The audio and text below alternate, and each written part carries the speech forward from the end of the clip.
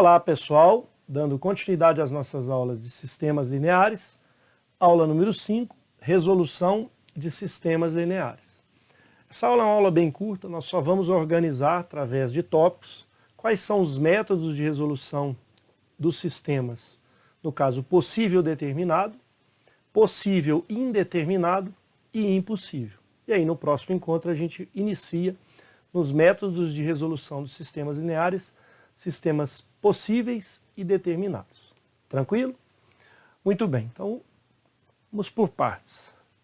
Vamos analisar primeiramente os sistemas, no caso o sistema possível e determinado, SPD. Se a gente buscar aí das orientações do ensino fundamental, quando a gente tem sistemas 2x2, duas equações e duas incógnitas, a gente utilizava lá no ensino fundamental o método da adição, da substituição e o da comparação. Nós vamos fazer isso aqui para facilitar com o sistema 2x2, mas vai servir também para sistemas 3x3. E alguns métodos vão ser mais interessantes quando a gente tiver sistemas 3x3. Por exemplo, o escalonamento é um deles. Então,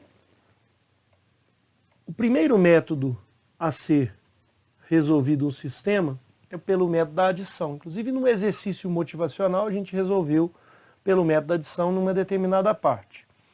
Nesse mesmo problema, 3x3, exercício motivacional, a gente usou o método da substituição. A gente isolou uma variável, substituiu nas outras equações, enfim. Vamos relembrar aí o método da comparação. Então, todos esses métodos eles vão servir para sistemas 3x3, 2x2.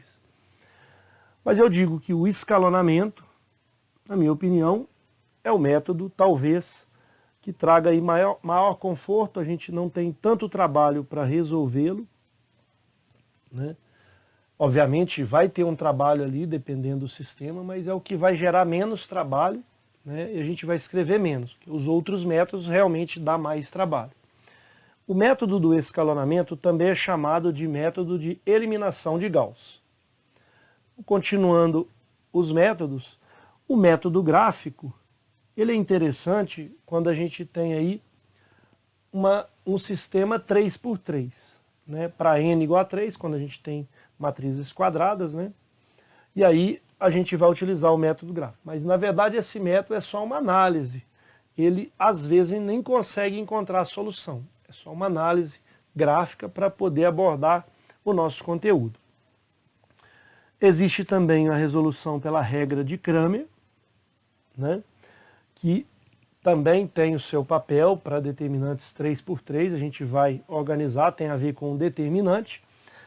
E o último método, que particularmente eu acho um pouquinho mais complicado, você pode até não preocupar muito com esse método, mas ele existe, né?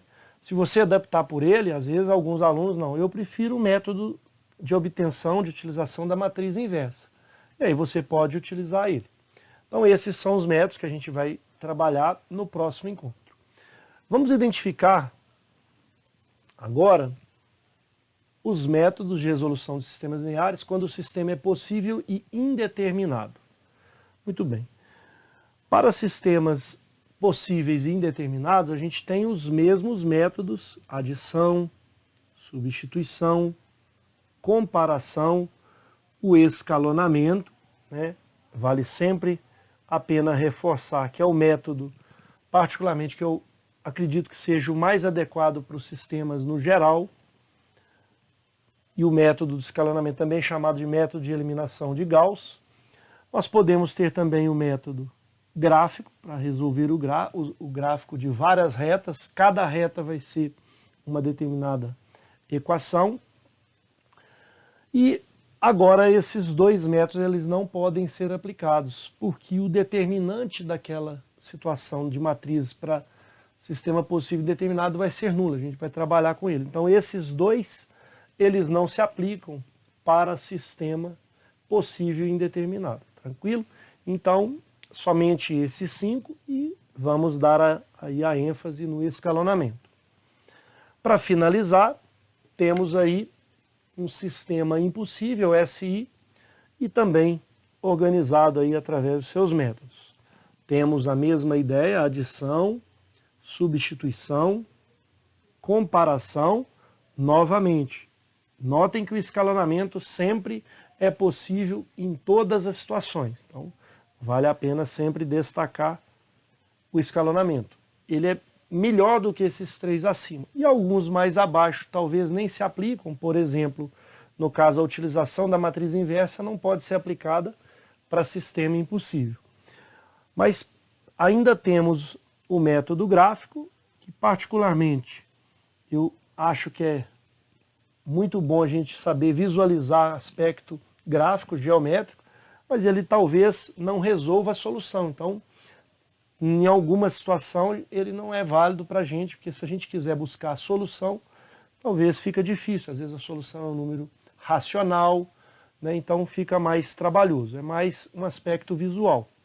A regra de Cramer, em determinadas situações, no caso de sistema impossível, pode ser interessante, mas a utilização da matriz inversa não se aplica, portanto a gente tem essas situações.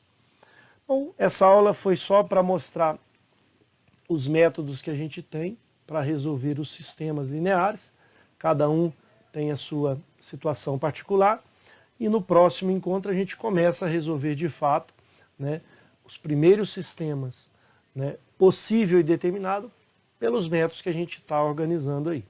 Ok? Espero ter contribuído. Um forte abraço a todos.